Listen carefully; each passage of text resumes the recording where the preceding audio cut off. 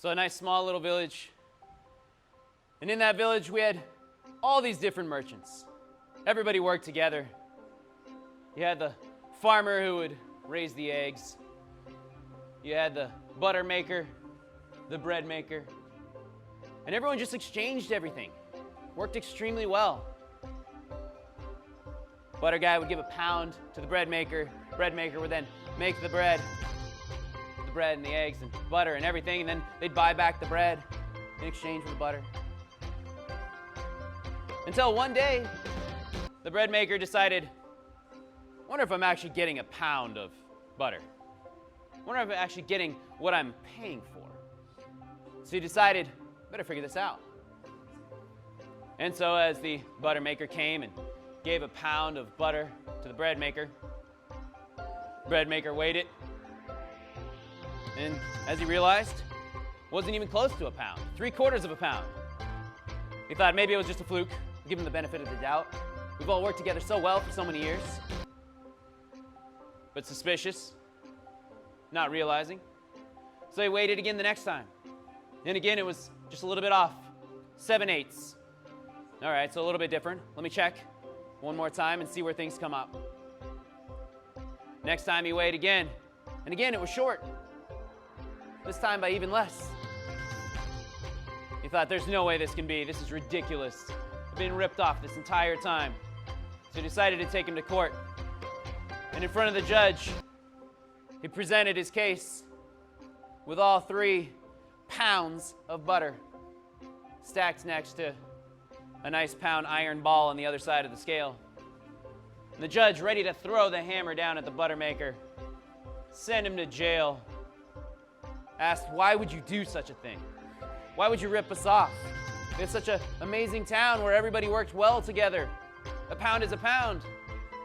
He said, Your Honor, I'm too poor to be able to afford a proper scale. He said, well, that's no excuse for cheating people. So you just guess? He's like, no, Your Honor, I've used the same method that I've always used.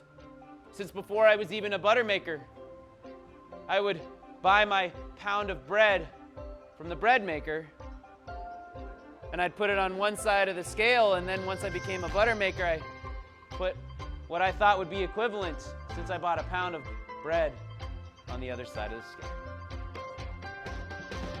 And see, the message is simply this, is that so often we get inside of our heads that we're being ripped off, that we're not being given what we deserve, that we're not actually accepting the things that are supposed to be for us. But in reality, more often than not, we just need to reflect and realize that what we are giving is actually a nice mirror of what we are receiving. And in turn, what we are receiving is a nice mirror of what we are actually giving. And so I challenge you as you're driving home today. I challenge you throughout the rest of this weekend and into this next week. As you're thinking about life, where you've been ripped off, where things are unjust and unfair, and ask yourself, where can I give? Where can I give a little bit more without expectation, unconditionally? Where can I just be a steward of this honorable life where I can just give a little bit more? And that does not mean to be a martyr or to sacrifice yourself, because sometimes the best gifts are to actually give yourself permission to say no, to put up boundaries, to put up restrictions, to actually help that other party grow, to actually help them become a little bit more, to actually help you set standards for yourself so where you can honor yourself a little bit deeper. But maybe at the same time, it's an opportunity to give the compassion of a smile, a hug, and that's all that's missing, and maybe that's why you're not getting the same back in return. And maybe it's just simply acknowledging that that person that you care for, that you may be feeling hurt from, needs to feel seen, loved, and heard just like we all do. So I challenge you, there's a situation in your life, I know there is, as you drive home the rest of this weekend, to really think, where do I need to give and what is it that I need to give? But it starts with you. It starts with me. It starts with us. Give a little bit more. Bring it in. 1, 2, 3, give! Peace be with Jenny, guys. Have a beautiful day.